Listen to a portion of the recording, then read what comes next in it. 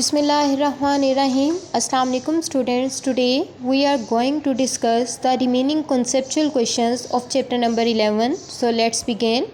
Question number 5 is, a student says that the two terms speed and frequency of the wave refer to the same thing.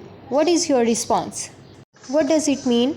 एक student ने कहा कि आपके पास speed और frequency दोनों एक ही टर्म है, दोनों की सेम डेफिनेशन है, तो इसके बारे में आपका क्या ख्याल है?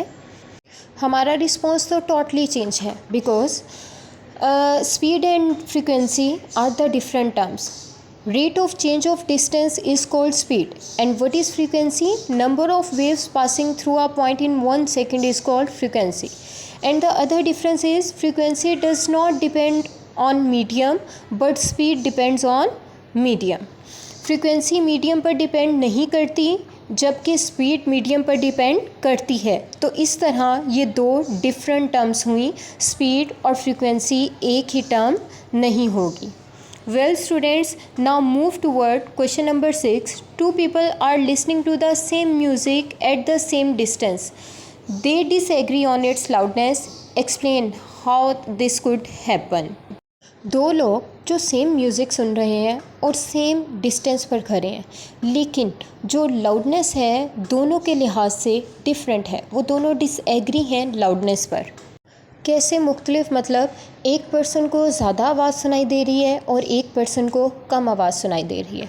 Students, we know that loudness depend upon the sensitivity of ears of the listener.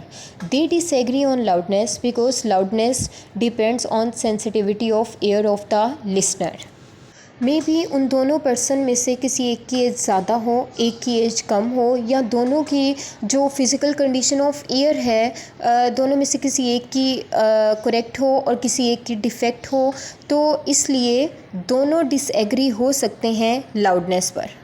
Well, question number 7 is there any difference between echo and reflection of sound? क्या इको और रिफ्लेक्शन ऑफ साउंड में कोई फ़र्क है? Well, little bit confusing question है, but बिल्कुल भी difficult नहीं है. सो हम इको को रिफ्लेक्शन ऑफ साउंड भी कहते हैं, तो फिर हम क्यों कह रहे हैं कि इनके दरमियान में डिफरेंस भी है? Well students, the answer is yes, there is difference between echo and reflection of sound. Echo और रिफ्लेक्शन ऑफ साउंड में डिफरेंस है. वजह क्या है? When sound is incident on the surface of a medium, it bounce back into the first medium. This phenomena is called reflection of sound. But now if we apply some conditions on reflection of sound, then it will become echo. The conditions are, जब sound किसी एक surface के medium पर पड़ती है और reflect back होकर first medium में वापस आ जाती है, तो इस फिनोमेना को हम लोग कहते हैं रिफ्लेक्शन ऑफ साउंड. लेकिन अगर इस पर कुछ कंडीशंस अप्लाई कर दी जाएं तो वो इको बन जाती है. कैसे इको बनती है? नंबर 1 कंडीशन है, distance between the listener and reflective surface should be at least 17 metre. Listener और रिफ्लेक्टिव सरफेस के दरमियान जो डिस्टेंस होना चाहिए वो 17 मीटर होना चाहिए. Time difference between original sound and echo must be 0.1 second. Echo और ओरिजिनल साउंड के दरमियान टाइम डिफरेंस 0.1 सेकेंड होना चाहिए. स्टूडेंट, ये कंडीशन आप लोगों ने इको में भी पढ़ी थी कि अगर हम लोगों ने लिसनर और रिफ्लेक्टिव सरफेस के दरमियान में डिस्टेंस 17 मीटर रखा तो इको प्रोड्यूस होगी, और अगर इन दोनों के दरमियान में ओरिजिनल साउंड्स और इको के दरमियान में टाइम 0.1 सेकेंड होगा तो इको प्रोड्यूस होगी.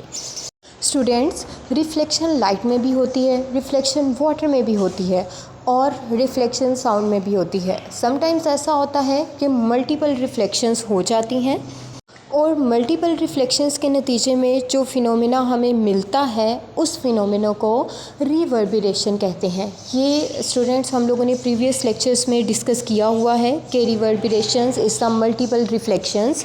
Students, according to above conditions, we can define echo as the repetition of sound caused by reflection of sound after applying some conditions on reflection of sound is called echo.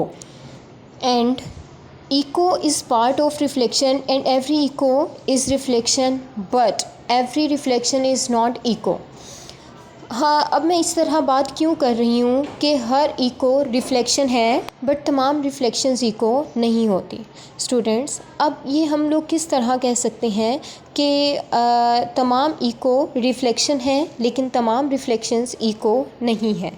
अब students, जैसे मैं बात कर रही हूँ, मेरी आवाज़ हर जगह स्प्रेड हो रही है, एयर में भी स्प्रेड हो रही है, मे बी वो आवाज़ जाकर किसी हार्ड सरफेस पर टकराए, लेकिन मेरे और हार्ड सरफेस के दरमियान में अगर डिस्टेंस 17 मीटर नहीं है तो इको जनरेट नहीं होगी। Well students, question number 8 is will two separates 50 decibel sound together constitute a 100 decibel sound, explain. Question is, अगर आपके पास दो सेपरेट साउंड्स हैं और दोनों 50 डेसिबल की हैं, अगर हम उन्हें आपस में मिलाएं तो क्या वो 100 डेसिबल साउंड की बनेंगी? The answer is no, because decibel is the unit of sound level. Decibel तो साउंड लेवल का यूनिट है and its value depends upon the log of intensities. इसकी वैल्यू लॉग ऑफ इंटेंसिटीज़ पर depend करती है, not a simply addition कि 50 + 50 करेंगे तो हमारे पास 100 डेसिबल हो जाएगा। Therefore 50 decibel sound from to bodies does not constitute 100 decibel sound. क्यों? क्योंकि ये इंटेंसिटी, लॉग ऑफ इंटेंसिटीज़ पर डिपेंड करती हैं, सिंपल एडिशंस पर डिपेंड नहीं करती। Each 10 decibel increase in sound makes the sound 10 times louder, क्योंकि जब 10 डेसिबल साउंड में इंक्रीज़ आएगा तो वो साउंड को भी 10 टाइम्स लाउडर बना देगा। Okay students, if you still have any query then you can ask me. Take care, अल्लाह हाफिज़, थैंक यू वेरी मच।